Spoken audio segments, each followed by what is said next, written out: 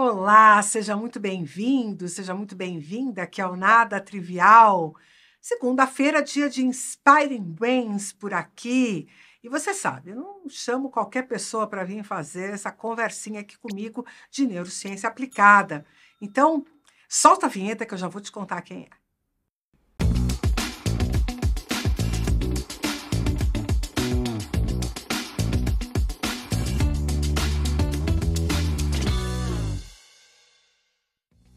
Olá, seja bem-vindo aqui ao podcast Inspiring Brains do Nada Trivial. Você sabe, aqui a gente discute neurociência aplicada ao ambiente organizacional, às empresas, e eu trago convidados sempre muito especialíssimos. Hoje não é diferente, um amigo e ao mesmo tempo um grande profissional da indústria farmacêutica, com muitos anos de expertise, Marcos Marsula é nosso convidado. Olá, Carla. Olá, pessoal. Todos que estão aqui nesse podcast e também assistindo por vídeo. Estou muito feliz pelo convite, para mim é uma honra. Estou até um pouco nervoso, né? Porque toda a minha história em neurociência começou contigo, há 5 anos atrás, e vamos bater esse papo. Espero colaborar com todo mundo que ouve aqui, porque tem boas histórias para contar. Você me dá a honra de ser um espectador, né? Um YouTube lover do Nada Trivial. Eu sei que toda hora eu vejo um comentário, uma coisinha. Na verdade, Carla, eu tento primeiro estar conectado com os melhores, né? E sem demagogia, mas em aprender.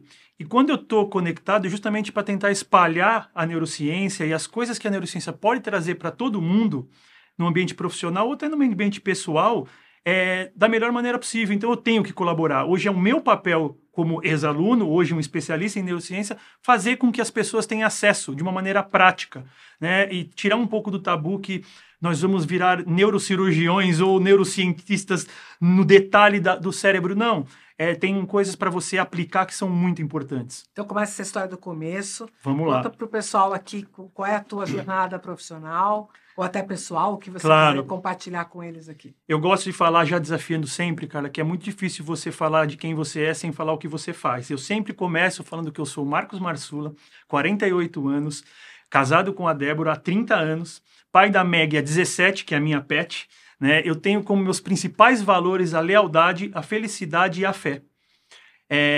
Eu já estou nessa jornada da indústria farmacêutica há 25 anos. Eu tive acesso à neurociência 5 anos atrás, através de uma palestra que a minha empresa contratou contigo, e onde foi uma identificação muito rápida entre o que eu fazia e os conceitos que você trouxe naquele bate-papo, né? Eram com todos, mas eu fiquei muito impactado. E a partir daquele momento, eu tentei buscar justamente o que a neurociência poderia me ajudar na minha estrada. Porque eu percebia que dentro da liderança, a minha estrada estava chegando já no limite. E a gente tem que acelerar aquilo que a gente é muito bom. E eu fui buscar a neurociência através do curso, né, da Neurociência e o Futuro Sustentado de Pessoas e Organizações, na Santa Casa de São Paulo, né, que você é a coordenadora. Foram 2 anos de pós-graduação. Foi em meio à pandemia. Meio à pandemia, bem desafiador, porque nós pegamos um curso onde era o início presencial e a pandemia apareceu, viramos nem híbridos, né? Viramos online, depois o híbrido. Foi muito desafiador, mas até nisso eu acho que a neurociência veio com uma força muito grande para a nossa turma, porque nós aprendemos de verdade a gerenciar algumas emoções, cara. Né? Tinha uma tensão naquele tempo, porque as pessoas não queriam... Isso acho que aconteceu na pandemia de uma forma geral, né? As pessoas não queriam sentir que estavam perdendo algo, que estavam sendo subtraídas de alguma coisa. Já eram tantas perdas, né? Exatamente. E eu não sei se você lembra, Carla, e a gente nem falou disso antes, mas eu acho que na hora que veio a pandemia, no mundo corporativo, ele estava falando muito de inteligência emocional na época, né? Estava bem na sua subida a inteligência emocional, e aí a gente percebeu que a pandemia ninguém tinha um pingo de inteligência emocional. Porque foi muito mais difícil de você administrar tudo aquilo, Escancarou, né? As nossas fragilidades. Totalmente. Né? Num ponto foi bom, e em alguns outros, né? Muitas pessoas tiveram problemas, né? Os que não tiveram problemas com a Covid tiveram grandes problemas com relação à sua parte emocional, psicológica. Você comentou que você percebeu na sua lida, né, com a liderança, com o trabalho que você fazia, que a pista estava curta, né? Que estava acabando ali o teu combustível para inovar, para seguir. Em que sentido exatamente, Marcelo? Olha, Carla, eu tenho, como eu falei no começo, 25 anos de estrada na indústria farmacêutica. 20 anos dele é dedicado à liderança. É mesmo? Sempre a liderança em times de alta performance. A indústria farmacêutica ela é muito bacana, mas ela também cobra muito dos seus profissionais, né? muito exigente. E eu sempre me coloquei como um bom líder. Eu tinha dificuldades de me reconhecer como um bom líder. Isso veio com a neurociência, a gente fala um pouquinho mais para frente. Eu tinha dificuldades, mas eu também tinha a certeza que eu fazia um bom trabalho. Porque era muito prático eu ver os resultados. KPI você mensura, mas eu tinha um resultado muito grande com pessoas, que é a minha paixão. Eu sempre tive um nível baixíssimo de turnover nas minhas equipes. Eu sempre tive muito mais promoções a demissões. Então eu comecei a ver que eu era muito bom nisso. E como que eu faria para acelerar isso? E eu estava vendo um momento que eu não sabia mais. E foi nesse bate-papo que a gente teve. Eu passei por 10 funções diferentes na indústria farmacêutica, Carla. Sempre no intuito de curiosidade. Nunca pensei em dinheiro, nunca pensei em minha carreira. Eu sempre pensava na função. O que essa função pode me ajudar? Então eu vou aprender. Então eu já tinha alguns aspectos de neurociência lá atrás. Eu não sabia o que era. E o curso, quando eu busquei esse conhecimento, me trouxe os conceitos daquilo que eu fazia na prática. Então, muitas vezes para os ouvintes, né, para os telespectadores, vocês vão perceber que a neurociência tem muito daqueles conceitos que você já aplica, mas você não sabia quais eram. Então, isso é importante. Dá uma tangibilizada. Exatamente. Ali, você entende por que aquilo funciona. Porque é muito intuitivo, né? A liderança é praticada, ainda que tenham muitos cursos de liderança e eventos, summits, não sei o quê. No fundo, as pessoas um pouco usam sua intuição, né? Exato. E a indústria farmacêutica, ela é muito boa para cursos, né? Ela te dá muita oportunidade de treinamentos, de cursos de liderança, de uma série de coisas. Então, ela é muito rica. Então, eu tinha que buscar alguma coisa fora. O desenvolvimento, você não pode contar com o seu desenvolvimento só com a empresa. Você tem que fazer a sua parte. E a neurociência foi a minha parte. Isso me tornou um líder e uma pessoa melhor. É mesmo? Me tornou muito. Vou querer ouvir detalhes por detalhes disso, porque a gente não teve a oportunidade de conversar depois que você saiu do curso, né? Porque a vida, cada um foi para um caminho, né? Eu também não me... Eu tive que colocar em prática algumas coisas. Meu TCC demorou um pouco mais, né, para ser entregue. Então, tivemos alguns percalços no caminho. Mas, assim, hoje eu vejo, cara, dentro do que eu trabalho, de como alguns conceitos, né? Controle inibitório, para mim, eu acho que é um dos principais. O autoconhecimento. E não é o autoconhecimento que você pega num livro. Você se entender mesmo, você compreender, apontar suas vulnerabilidades antes delas serem apontadas. Como você trabalha com isso? A tal da inteligência emocional substitui automaticamente por uma gestão emocional. Outra coisa para o ramo e para líderes, tomada de decisão. Você entender como funciona isso biologicamente para você. Nós tomamos decisões enormes todos os dias. E eu costumo falar, cara, tirando o salário de um grande executivo da indústria para uma pessoa que está no chão, a grande diferença da profissional é o tamanho da decisão que ele tem que tomar. Então, se você for acostumado a tomar decisões desde quando começou a sua carreira, você só cria repertório. E for entender a importância do repertório, aí você começa a pegar os conceitos. Controle inibitório, autoconhecimento, tomada de decisão, é neurociência pura. Pura neurociência. Você acha que você viu essas coisas por um outro ângulo a partir da Totalmente, cara. Totalmente. Eu vou descrever um pouquinho de como a neurociência hoje eu enxergo. As pessoas perguntam muito, para quem tem experiência e é um bom líder, qual é o estilo de liderança que você segue? Eu falo que eu tenho o meu estilo de liderança, que ele é um estilo de liderança humanizado, que é o básico que você espera de um líder.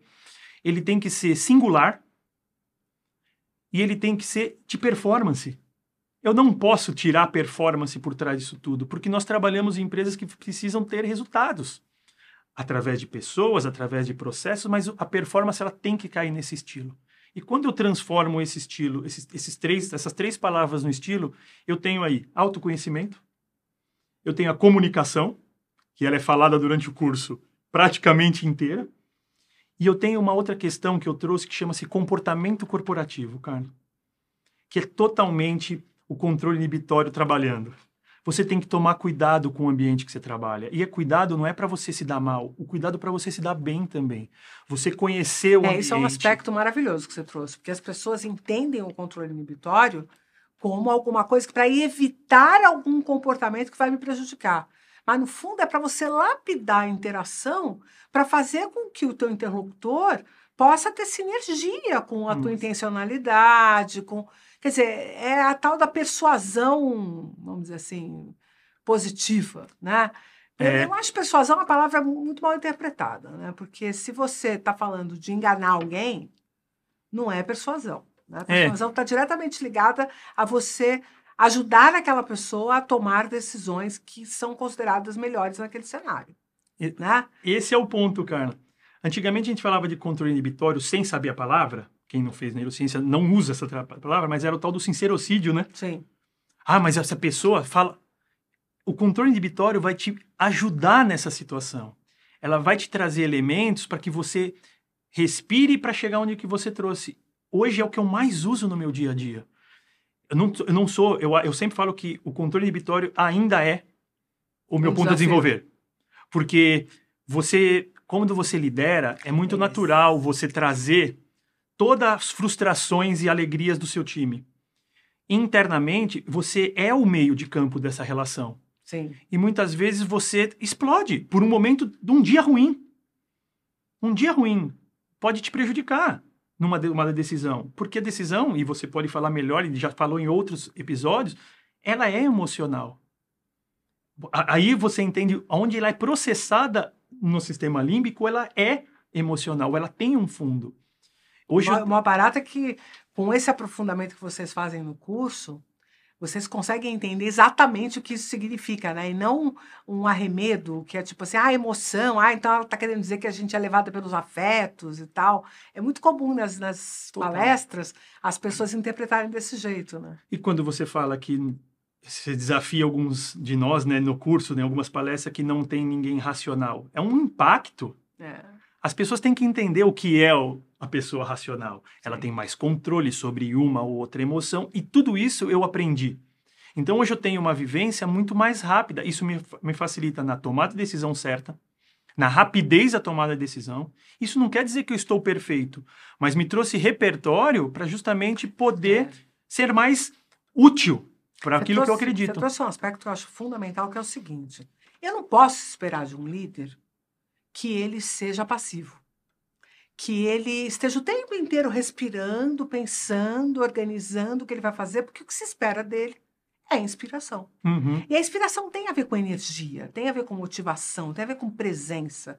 Então, se você tira essa energia do cara e fala, olha, slow down, não seja impulsivo, tira completamente esse aspecto dele, que é um aspecto motivacional, que é um aspecto que está ligado diretamente a como ele vai contaminar as pessoas, né, com a energia dele, fazer as coisas acontecerem, você vai, obviamente, fazer com que o tiro saia pela culatra. Então, a mágica é manter seu punch como líder e ainda assim ser capaz de usar controle inibitório, flexibilidade cognitiva, memória de trabalho e saber que você está fazendo isso, né? Olha o que você trouxe, Carla. Por isso que a singularidade ela tem que estar exercida na função de líder.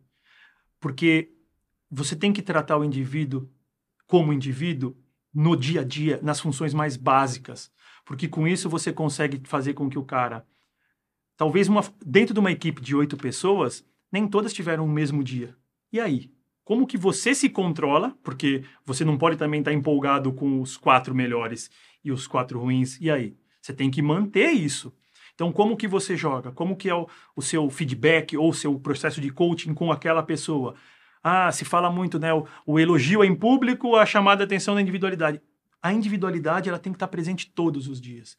E aí, quando você fala em neurociência, você saber alguns aspectos da pessoa com que você lidera. Respeitar ela. Eu costumo falar que com minha equipe, hoje, eu não trabalho nos pontos a desenvolver. Eu trabalho nos pontos que ela tem melhores. Eu quero acelerar essa pista ao máximo. E os pontos a desenvolver, trabalhando paralelo. Se a pessoa está entregando hoje, a performance é isso, a pessoa entrega Você não tem que ficar procurando lapidar para ela ficar perfeita. Exatamente, até porque não vai. Não vai. Não vai, cara. A gente vai encontrar daqui a pouco, como eu falo, eu acredito que eu tenho uma boa comunicação. E eu coloco essa questão do comportamento corporativo como um ponto a desenvolver. Porque o comportamento corporativo está relacionado com a fotografia que tiram de você, não com o filme. Você pode estar num dia ruim. Só isso. Um segredo que eu falo para o meu time é: você num dia ruim custa menos para a companhia estando em casa do que na rua. Você traz menos prejuízos para a companhia. Perfeito. Porque todo mundo tem direito, todo mundo tem os seus medos. Então e eu passo muito isso para o time. Eu não consigo me aprofundar em neurociência porque eles não vão ter a base do que a gente estuda no curso. Né, algumas questões mais biológicas, né? Mas eu tento passar da parte prática o que a neurociência me ensinou. E tem um aspecto aí que eu acho muito interessante, porque você lidera um time de pessoas que estão na rua o tempo inteiro lidando com agentes externos e que levam a imagem da tua empresa, né? Para essa comunicação, especialmente com um stakeholder lá fora, que é muito exigente, né? Que é o médico, que é um indivíduo que está ligado diretamente a processo de compra dentro de um grande hospital, uma grande conta, alguma coisa assim. Você ensinou neurociência para eles também, no sentido de como se relacionar com essas pessoas? Esse é o ponto. É onde eu posso colaborar com o desenvolvimento de cada um deles. Primeiro ponto, singularidade. Você mostrar para eles, eles tentarem identificar desse stakeholder aquele momento de sentimento dele, de emoção. Isso muda todo o jogo. Você sacar o ambiente, cara. Quantas vezes na neurociência a gente fala o quanto nós somos moldados pelo ambiente. Você lê o ambiente. Tem uma piada muito antiga do nosso ramo, que é quando a gente entra para falar com o médico fala: nossa, furou meu pneu, minha esposa tá doente, meu filho tá indo mal na escola. Ele já despejou tudo isso. O nosso, que é o representante, vira e fala assim: que bom, doutor. tipo, cara, ouvir. E aí eu tento trazer esses conceitos, cara. Ouvir. Cara, ouvir é pura neurociência. Sabe por quê? Você tem que se controlar. Como que você não externa uma emoção ouvindo? E como que você vai pegar essa história do começo ao fim? Para que você possa responder ao stakeholder, como você falou, com a melhor função. Então, eu falo muito para eles, eu incentivo muito eles, né, a tomarem decisões. Não tenham medo de tomar decisões para vocês criarem repertório. A gente conserta, avaliem, é isso aí. Ponham na balança, mas incentiva. Todo líder deve incentivar os funcionários, independente do nível, a tomar decisões. Tomar decisão é o que diferencia alguns profissionais. Então, isso eu mostro para eles na prática. Que é um exercício de autonomia, né? Totalmente. De protagonismo, de chamar para si a responsa. Isso é protagonismo, né, cara? É a palavra que está na moda no ambiente corporativo. Isso faz parte do comportamento corporativo. Você consegue, óbvio, agora aqui me veio uma pergunta, eu vou começar, que vocês me conhecem, né? Você sabe que... Não tem nada planejado aqui. Eu não combinei nada com você e eu vou ficar inventando aqui um tema para a gente avançar, mas essas coisas, por isso que eu gosto de ouvir e ir sentindo o que é que a gente pode ter realmente de contribuição para esse pessoal. Você acha que da forma como as organizações foram construindo seus processos, foram construindo suas expectativas, seus modelos, né? Então, eu já tive a oportunidade de entrar na indústria farmacêutica e ver lá, olha, você vai fazer a sua reunião seguindo esse passo e tal. Isso aqui, será que não prende as pessoas num lugar e elas falam assim, eu vou fazer desse jeito, se der errado a culpa é dele, se der certo o mérito é meu, e eu não vou correr riscos? Porque eu vejo isso acontecendo tanto, Marcelo. Carla, eu estou alguns anos na indústria, né? E assim, eu sempre comento, né, que aqui a minha opinião e não da onde eu trabalho, eu trabalhei. A indústria farmacêutica ela é muito regulamentada. E você ser criativo, inovador, é muito mais complicado. Você corre mais risco. Sem dúvida. Quando eu me formei em publicidade, que eu entrei na indústria farmacêutica, eu achei que eu ia poder fazer uma propaganda, na minha época era Ana Paula Arósio, com o meu medicamento. E não é isso. Você tem outros aspectos. Eu costumo dizer que todo esse processo da indústria farmacêutica, você precisa ser muito mais criativo. E para você ser criativo, você tem que ser primeiro brilhante no básico. Sim. Você tem que fazer o básico bem feito. Através desse básico bem feito, você vai conhecer um pouco mais. E aí você consegue colocar algumas questões de inovação, criatividade, né, dentro do seu processo.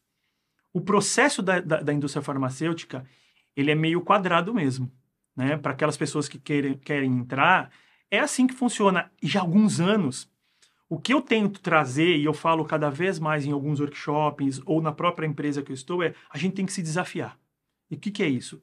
Algumas coisas têm que ser mudadas. Um exemplo, o modelo de comunicação. Cara, é a primeira vez que eu estou visitando clientes que têm metade da minha idade. São clientes médicos que têm metade da minha idade. Primeira vez. Essa comunicação que eu faço com ele hoje, ela está baseada na mesma comunicação de 20 anos atrás. Esse cara é completamente diferente. Diferente. E eu me pergunto, conversando com alguns clientes, esses médicos estão preparados para congressos de aulas médicas de 1 hora? Aí a gente entra no sistema atencional. Como que a gente vai trabalhar o sistema atencional dessas pessoas? Porque nós estamos num ambiente de 25 segundos. Sim. Agora 1 minuto que é uma story do Instagram, né? Mas é um ambiente de comunicação rápida. Então, volta para aquilo que a neurociência explica. Eu tenho 8 segundos para ter a atenção desse cliente. Aí a gente pode entrar em mais discussões, o porquê os 8 segundos. Aí você pode dar uma aula da velocidade, como que ele capta, como que você manteve a atenção dele. E como que eu compartilho essa informação que eu estou passando com 2 celulares na mão. Porque normalmente a pessoa está online, 2 celulares, filho, cachorro, tudo mais. Como que eu prendo essa atenção? Essa é a comunicação, tem que ser mudada mesmo. E esse médico que hoje você está visitando, ele a formação médica dele já foi diferente. Não é só uma questão geracional, né? Não. A própria medicina mudou. Porque hoje nós vivemos a égide da medicina baseada em evidências e o profissional, aquele indivíduo, toma pouco risco. Exatamente. Né? E basicamente, um dos parceiros dele para que ele tome menos risco é a indústria farmacêutica. Né? E outra, né, cara? Ele também tem muito mais acesso à informação do que tinha. Antes a indústria era tipo o grande fornecedor. Agora, esse é um outro ponto que a gente tem horas de discussão, é como eu vou me sentir, vou ser mais útil como o profissional da indústria farmacêutica na frente do cliente do que a inteligência artificial. Sim. Nós estamos caminhando a passos de corredor de maratona. Como que eu vou me diferenciar? Eu sempre falo que a inteligência artificial, ela soma a gente. O que ela me ensina nesse processo todo? Ela está me ensinando o melhor poder de perguntar. Eu melhorei muito o meu poder de perguntar. Porque é isso que isso depende a sua pergunta depende para a resposta vem baseada no que você perguntou. Sim. Então você tem que melhorar esse processo. Ponto para nós. Hoje ainda eu posso falar que a inteligência artificial ela é lógica. É onde a gente ganha. Ela não vai conseguir sentir a emoção daquele cliente naquele momento. Ela não vai conseguir ler o ambiente. Ela está de frente com o cliente ali. Mesmo que daqui a um tempo o cara tenha alguém aparecendo, ela não vai conseguir ler isso. Ela não vai saber se o médico furou o pneu de manhã. Esse é o nosso diferencial ainda. Eu tenho que me tornar tão técnico quanto a inteligência artificial, dificílimo, mas eu tenho que tentar. Mas manter a humanidade. Né? Mas eu tenho que manter a humanidade. Sim. A gente não vai parar. Então, eu acho essa é a grande mudança dessa indústria que eu trabalho. E a gente entender realmente que o tal do Omnichannel, ele precisa ser respeitado no seu canal. Não só transformar a sua mensagem, que é uma na frente do cliente, transforma isso num e-mail, transforma isso num PDF. Não, não é isso. Omnichannel, a comunicação, ela tem que ser, sim, customizada conforme aquele cliente. Talvez eu tenha que ter comunicações de 25 segundos. Sim. Talvez eu tenha que apresentar um estudo clínico em 25 segundos. Haja criatividade. Sim. Ou formar um infográfico que ele vai poder observar um ambiente virtual e mergulhar nesse infográfico para você poder prender atenção. Porque tem o outro lado da moeda, né? Ele pode ser um cara de 25 segundos de lastro atencional, mas que você consegue, pelo tipo de estímulo, trazer aumentar isso para você. Um outro lastro para você. Então, qual que é a fórmula disso? É muito na individualidade, mas a gente tem que começar no grupo, porque é a forma mais barata, você não vai conseguir atingir todos na individualidade. Agora, eu acho que é legal que o meu público, pode ser que tenha gente aqui que não conheça a indústria farmacêutica, não conheça esse métier. Você trouxe um tema que é assim, eu não vou colocar a Ana Paula Valrose, ou quem quer que seja, para fazer uma propaganda do meu medicamento. Mas existem propagandas na TV de remédios, né? Por que você fez essa diferenciação? Eu gostaria que você contasse, porque tem um tipo... Né, exato. Porque quando eu entrei no mercado, eu entrei para produtos que são vendidos à base de prescrição. Então, eu não conhecia nem o OTC, o caso, né, desses produtos que são vendidos para dor de cabeça, estômago, que podem podem ser. estar no supermercado. Né? Exatamente. Os que estão na prateleira, esse, né? o critério é só esse. Tá. Você pode fazer, mas é diferente da indústria que eu trabalhei. Então, que é assim, bem mais elaborado. Exatamente. Né? Você tem mais dados clínicos, você tem algumas questões técnicas diferentes, os medicamentos são para patologias um pouco mais complexas. Então, é por aí. Eu nunca trabalhei diretamente nunca pude fazer mesmo com a Ana Paula Rosa. Uma pena isso. Foi uma pena. Isso, tá. Mas entender como o prescritor toma a decisão também tem a ver com neurociência, sim ou não? Sim, totalmente. Porque parece óbvio, assim, não, se eu tenho melhor medicamento, se eu tenho melhor custo-benefício, se eu tenho melhor estudo clínico, o cara vai prescrever meu medicamento, não é isso? Aí eu vou te transformar isso numa pergunta para você. Você fez direitinho. E se meu concorrente também? Exatamente. Porque eu só estou olhando pelo meu ponto de vista. Pelo seu. Então, como que você posiciona... E esse médico ou esse tomador de decisão, ele está recebendo todos esses estímulos. Né? Exatamente. Então, quem for capaz de produzir o melhor estímulo também pode ser que tenha a melhor emocionalidade para marcar uma memória, porque aí o jogo é outro, né? É na hora que ele vai puxar o talonário que ele... Exatamente. Toma a decisão. Está respondido. Através quem que emocionou. No final do dia, é isso. Aí a gente fala quem emocionou, as pessoas pensam, eu chorei pelo fulano. Não é isso. Quem que captou, né? Quem que conseguiu entrar no seu sistema límbico e fez você, no final do dia, após 17 clientes, ser lembrado. Porque a média, mais ou menos, de atendimento hoje de um médico é 17 representantes por dia, cara. Você está de brincadeira? É mais ou menos isso. É muito difícil se diferenciar. O seu medicamento ajuda muito. Agora, como a gente falou, se você tem um concorrente exatamente no mesmo padrão, custo, tudo mais, você tem que achar esse médico de alguma forma. E é através da neurociência, através de uma escuta ativa, de entrar na parte sentimental, de emoção, que eu falo sentimental, emoção. Você transformar aquele paciente que o médico vê no dia a dia, uma paciente é do médico, não é meu. Eu falo muito essa frase. Médico não vê caixinha. Médico vê paciente. Sim. Então, como que eu vou transformar a paciente Carla para o meu produto? E tem muitas vezes que não é. E você tem que ter a coragem de tomar a decisão de falar assim, doutor, não estamos falando do mesmo paciente. Essa paciente vai se beneficiar melhor com X ou com Y. Essa é a nossa missão. Atender o paciente. E muitas vezes é isso. E quando você chega nesse nível de falar para o médico, calma, nós estamos falando de perfis diferentes, a paciente vai se beneficiar melhor com esse antes e tal, você chegou no nível que a gente espera de performance. Porque aí você consegue, o médico começa a te olhar de olho por olho. Porque a gente estuda muito, cara, muito. A gente é formado, 90% das pessoas que trabalham na indústria têm pós-graduação, no mínimo. Então, assim, são pessoas que são muito capacitadas. E a gente sempre... disputada essa vaga. Exatamente. Né? Os salários são bons também. Tem tudo que incorpora isso. Conceito. E a gente sempre teve essa dificuldade de... Sempre falaram muito, o médico não tem o respeito porque é médico. Hoje, não. Hoje a gente atende nosso cliente sentado, olho no olho. Então, você diferenciar onde? Na emoção. É na emoção. Porque, Marcelo, na verdade, a medicina está mais técnica do que há 40, 50 anos atrás, né? Uhum. Há 40, 50 anos atrás você tinha antibióticos, era bem fácil o arsenal que se tinha, porque era um arsenal muito limitado. Perfeito, cara. Né? O que aconteceu hoje é que a medicina avançou, a indústria farmacêutica correu atrás, porque à medida que você tem a descoberta sobre, por exemplo, causas de doenças, você pode começar a trabalhar cada vez mais na origem. Você vai lá na proteína que degrada... Acha alguma coisa. Então, doenças raras. Exato. Por exemplo, é um encanto você, na indústria farmacêutica, estudar doença rara, porque o cara descobriu um negócio, primeiro, que não tem casuística. Tem meia dúzia de pessoas no mundo que tem aquela doença. Depois, tem que descobrir a relação causa e consequência para você poder medicar adequadamente. E você encaixa um medicamento naquele lugar... É lindo, né? É lindo, né? É lindo, mas para quem é da área, para quem não é da área, fica olhando para isso com aquela desconfiança, né, a respeito de qual é exatamente o papel da indústria farmacêutica na vida das pessoas, né? E você trouxe um ponto, cara, a medicina está mais técnica, porque Sim. tem mais acesso também. O paciente continua igual. Ele continua achando, ele continua tendo dificuldade de entender que Nuctúria é mijar 6 vezes na noite.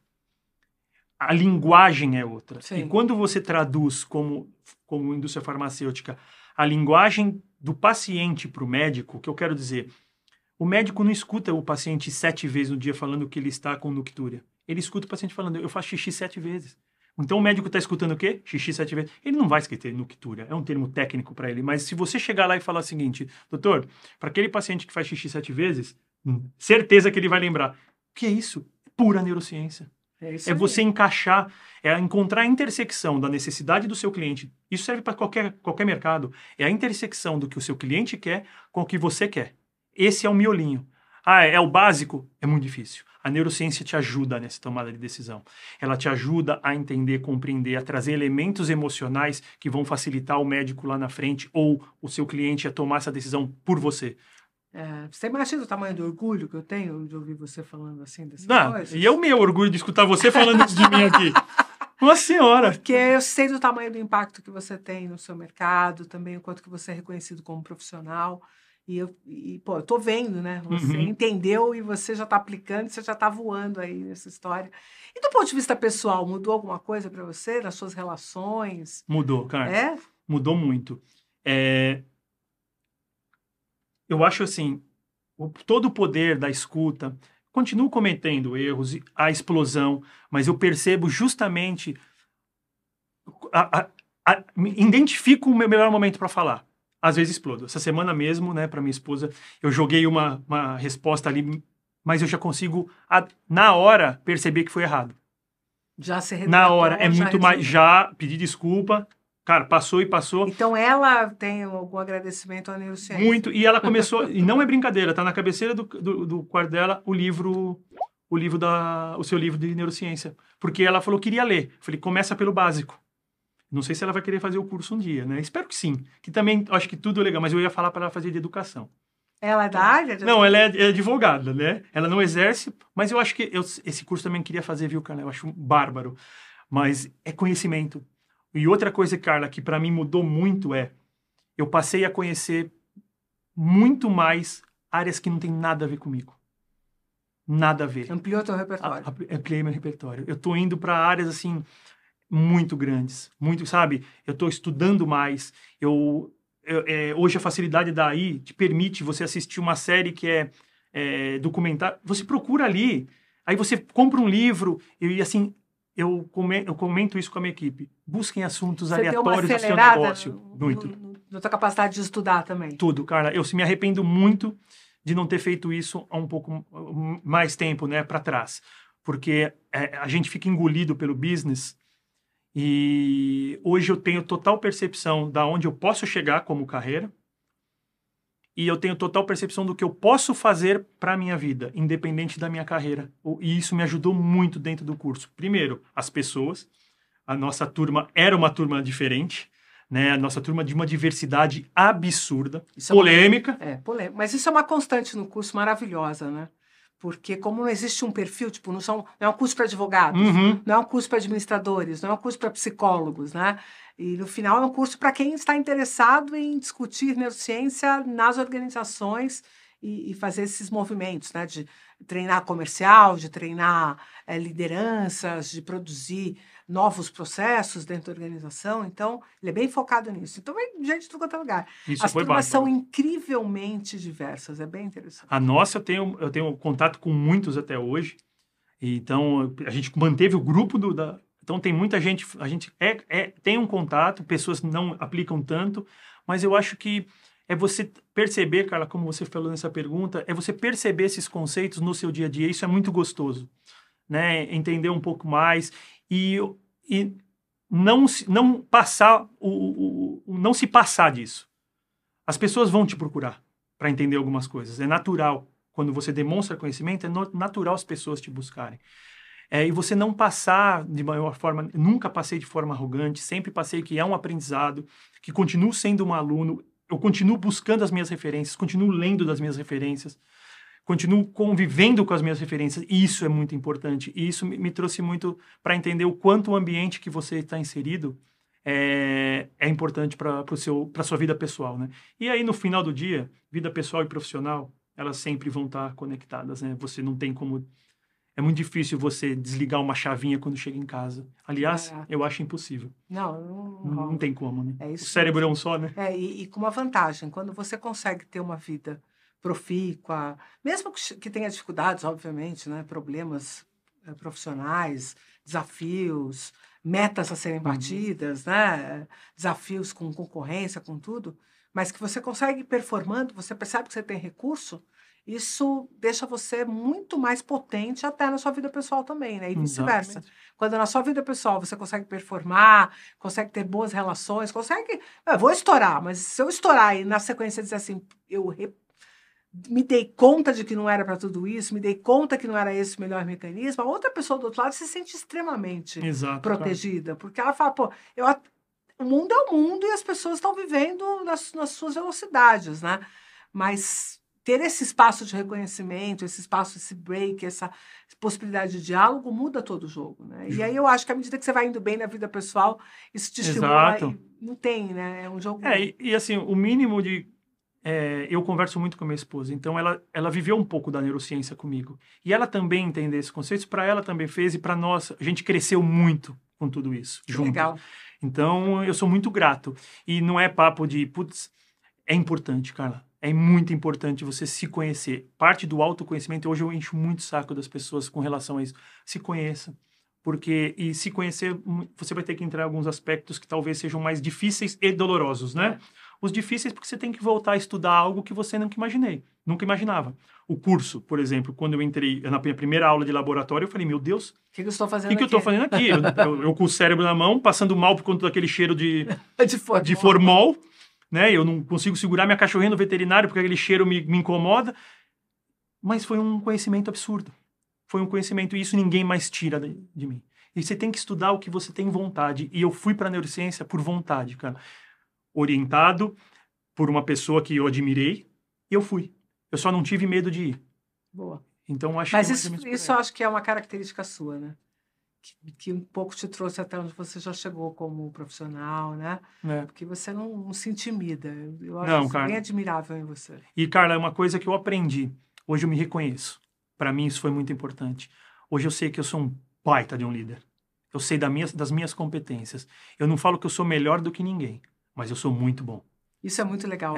É gostoso e para mim faz bem. Tem uma confiança, né? Exatamente. Que você está fazendo e você faz com, a gente fala com convicção. Convicção é uma baita de um recurso, de uma arma, né? E você pega, né, quando eu falei da minha história, e aí você começa a conectar. Eu não passei eu não quis passar em 10 funções à toa. Eu quis conhecer, eu quis ter elementos, repertório para poder tomar decisões, sabe? Para poder falar com propriedade. Não é só buscar no Google ali e ter uma resposta pronta. Não, eu tinha que buscar isso. E a neurociência só me mostrou, falou, cara, parabéns, você fez seu caminho muito bom, mas tem esses conceitos aqui que agora você precisa estar um pouco mais, porque você está chegando, sua estrada foi mais pavimentada. E eu estou buscando outros elementos para continuar pavimentando. Hoje eu busco muito mais elementos da neurociência um pouco mais aprofundados, e hoje eu estou buscando algumas questões espirituais para compreender a neurociência. Com a luz um de outro. Muito então bom. Eu tenho estudado muito, eu estudei, comecei a ler um trabalho que fala da liderança sobre a luz da Bíblia. Eu quero ver, eu não estou aqui falando de religião, mas eu quero entender toda a história. E o storytelling está inserido nesse momento. E a espiritualidade tem explicações. Desse lugar emocional, né? Exatamente. Do que nos motiva, do que nos mantém robustos, convictos naquilo que a gente está fazendo. Eu não quero ser pastor, mas eu quero entender cada um na sua singularidade. Também nesse aspecto. Porque existem trabalhos enormes na indústria farmacêutica do quanto a fé e a positividade te ajudam. Os seus liderados agradecem o curso que você fez? Agradecem, cara. Estou pensando aqui, a primeira pessoa que me veio na cabeça é um consultor que eu tenho, o nome dele é Daniel, ele sempre fala da mudança, todos são muito gratos. E todos mesmo. No meu time, eu tenho um time hoje, cara, que é o melhor time que eu já tive. Pessoas maduras, o que eles fizeram por mim, por um momento difícil, eu sou muito grato. E gratidão você tem que praticar. Sim. E eu sou muito grato àqueles 8 que estão ali. E o Daniel sempre fala isso, cara, o quanto eu desafio. Essa semana mesmo, nós fizemos uma conversa de Londrina para Maringá com um outro colega, falando de filosofia de vida. sabe? Algumas coisas que a gente escuta aqui no podcast no Nada Trivial, no Dopaminas, desculpa. E é isso, você tem que falar, sabe? Expor o seu pensamento, tomando cuidado com o ambiente corporativo, mas você tem que expor. Isso te torna uma pessoa melhor. E aí você trabalha a questão do comportamento, né, do seu controle inibitório, para você também se manter, né, muito bem empregado. E hoje esse é o meu cenário. Maravilhoso. Caramba, como é que eu te agradeço por você ter vindo aqui dar esse show. Que isso, cara. Eu tô felizão. Vim mas numa felicidade enorme. Eu tô aqui do seu lado, você sabe que eu sou o maior fã seu. Ganhei outras referências dentro do curso que eu tive, como o Flávio, a professora Márcia, a Marília, todos que passaram, eu estou pontuando alguns, mas que me deixaram, que me tornaram pessoas, me fez tornar uma pessoa melhor. Então, eu que sou muito grato. Esse convite, para mim, é uma honra, é tudo que um aluno queria, é estar aqui na sua frente, poder conversar e tentar passar alguma coisa útil para os seus... Não, para mim... Para os nossos, né? Porque eu também ouço, né? Eu vou me ouvir, né? Quem sabe eu aprendo alguma coisa a mais. Massa. Então, para a gente é sempre um desafio, né? Porque a gente, do lado de cá, planeja, pensa o que vai ser melhor, se organiza, faz acontecer. Nem tudo é academia, nem tudo é conhecimento. Tem muita coisa que é burocrática, que é executiva, que é você tomar decisões ali, abre turma. Agora mesmo eu estou nesse dilema, eu não tenho tantos alunos quanto eu gostaria de ter para poder abrir a turma, mas as pessoas que estão valem a pena, é uma loucura isso. E aí você vindo aqui, você me desbalanceia toda, porque eu falo assim, abre essa turma com 5 pessoas que vamos fazer. Mas façam, gente, vão atrás, porque vale cada real investido. E a gente sabe que tem um peso financeiro nesse país aqui para a educação. Vale a pena, Carla. Vale de verdade. Para qualquer função. E eu não tem nenhum FII em volta disso. Eu estou falando do meu coração. Eu perguntar pro pessoal do time se tinha prometido algum negócio. Nada. Absolutamente nada. Eu falo isso porque eu acredito. Acredito que, inclusive, sobre o assunto, você buscar referências do que você está indo buscar. O mercado está cheio de gente e está tudo bem. Isso é bom para todo mundo. Mas procure as referências e eu tenho certeza que a Santa Casa, a Carla, através do seu instituto e todas as empresas vão te oferecer, vão te dar o melhor mesmo. Massa, e isso sou muito feliz de estar inserido nessa bagunça e fazer parte de uma das turmas aí. Fica tranquilo. Polêmicas, mas uma turma boa. Uma turma boa. O café é o banco, tá bom? Beleza. Já tomei 2 já. Então tá pago já. Pessoal, olha só, que alegria de ouvir todo esse depoimento do Marsulo aqui. Eu nem sei como encerrar esse podcast, esse vídeo aqui para vocês, porque é o filhote, né? Os cursos de pós-graduação são filhos, as pessoas que saem e que desdobram neurociência, a gente tem como filhos, e ver esses filhotes todos espalhados fazendo coisas incríveis, mudando seus universos, é muito lindo. Eu só posso agradecer ao Marsulo por ter vindo aqui com a gente e agradecer a você que ficou com a gente até aqui, pedir, obviamente, aquela curtidinha, aquele comentário, para você participar aqui conosco e dar uma força para o canal, dar uma força para o podcast, e também para que você compartilhe, fale disso que a gente faz por aqui, porque quanto mais gente souber, quanto mais gente tiver acesso, mais gente vai poder se beneficiar tomando essas decisões, tomando essas atitudes de se educarem em neurociência e aplicarem neurociência ao ambiente corporativo. É um ambiente difícil, mas é um ambiente muito importante. Tem muita gente empregada, diz respeito a grande parte da riqueza de um país, que as empresas funcionem bem e funcionem com qualidade. Então, neurociência aplicada ao ambiente corporativo tem esse objetivo que o Marsulo trouxe tão bem por aqui. Querido, muitíssimo obrigado. Carla. Eu que agradeço. Volte sempre, a casa aqui quando é sua. você quiser. Obrigada, viu? Tchau, pessoal. Tchau, até mais.